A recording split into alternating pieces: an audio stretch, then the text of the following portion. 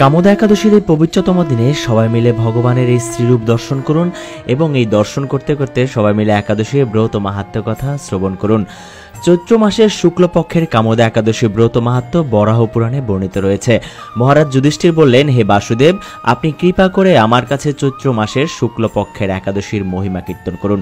শ্রীকৃষ্ণ বললেন, হে মহারাজ, এই একাদশী ব্রত সম্পর্কে এক বিচিত্র কাহিনী বর্ণনা করছি, আপনি এক মনে তা শ্রবণ করুন। পূর্বে মহর্ষি বশিষ্ঠ মহারাজ দিলীপের কৌতূহল নিবারণের জন্য এই ব্রত কথা কীর্তন করেছিলেন। ঋষি বশিষ্ঠ বললেন, হে মহারাজ, চৈত্র মাসের শুক্লপক্ষের একাদশীর নাম কামোদা।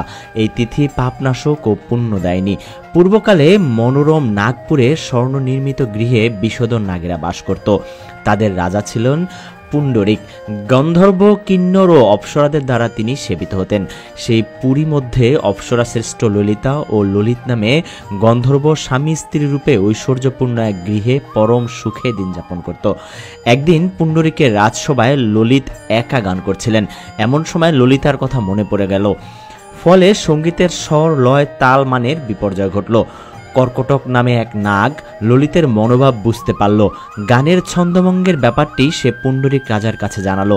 তা শুনে সর্পরাজ ক্রোধভরে কামাতুর ললিতকে, রে দুর্মতি, তুমি রাক্ষস হও বলে অভিশাপ দান করলেন।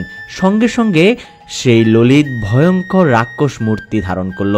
তার হাত 10 যোজন বিস্তৃত, মুখ পর্বত গুহাতুল্য, চোখ দুটি প্রজ্বলিত আগুনের মতো, ঊর্ধ্বে 8 যোজন বিস্তৃত প্রকাণ্ড এক শরীর সে লাভ করল।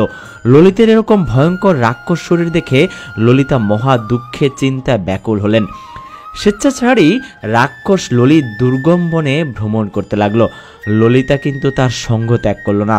ললিত নির্দয়ভাবে মানুষ ভক্ষণ করত। এই পাপের ফলে তার মনে বিন্দুমাত্র শান্তি ছিল না। পতির সেই দুরবস্থা দেখে ব্যথিত চিত্তে রোদন করতে করতে ললিতা গভীর বনে প্রবেশ করল। একদিন ললিতা বিন্দা পর্বতে উপস্থিত হলো। সেখানে ঋষ্যশৃঙ্গ মুনির আশ্রম দর্শন করে মুনির কাছে হাজির হলো। তার চরণ প্রণাম করে সেখানে দাঁড়িয়ে রইল। মুনিবর জিজ্ঞাসা করলেন, হে সুন্দরী, তুমি কে, কার কন্যা, কি কারণেই বা এই গভীর বনে এসেছ, তা সত্য করে বলো। তদুত্তরে ললিতা বলল, হে প্রভু, আমি বীরদন্যা গন্ধর্বের কন্যা, আমার নাম ললিতা। আমার পতির পিচাসত্ব দূর হয় এমন কোন উপায় জানবার জন্য এখানে এসেছি। তখন ঋষি বললেন, চৈত্র মাসের শুক্লপক্ষের কামোদা নামে যে একাদশী আছে, তুমি সেই ব্রত যথাবিধি পালন করো। এই ব্রতের পুণ্যফল তোমার স্বামীকে অর্পণ করলে তৎক্ষণাৎ তার সমস্ত পাপ বিনষ্ট হবে। বশিষ্ঠ ঋষি বললেন, হে মহারাজ দিলীপ, মুনির কথা শুনে ললিতা আনন্দ সহকারে কামোদা একাদশী পালন করলো। তারপর ব্রাহ্মণ ও বাসুদেবের সামনে পতির উদ্ধারের জন্য আমি যে কামোদা একাদশীর ব্রত পালন করেছি তার সমস্ত ফল আমার পতির উদ্দেশ্যে অর্পণ করলাম। এই পুণ্যের প্রভাবে তার পিশাচত্ব দূর হোক। এই কথা উচ্চারণ মাত্রই ললিত সাপ মুক্ত হয়ে দিব্য দেহ প্রাপ্ত হলো।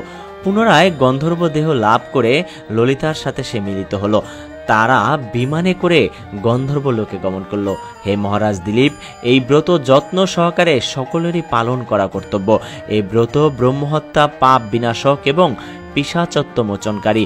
এই ব্রত কথা শ্রদ্ধাপূর্বক পাঠ ও শ্রবণে বাজপেয় যজ্ঞের ফল লাভ হয়। তো সুপ্রিয় ভক্তগণ, এই একাদশী ব্রত পালন করে এই ব্রত মাহাত্ম্য কথা পাঠ এবং শ্রবণ করলে কিন্তু বাজপেয় যজ্ঞের ফল লাভ হয়।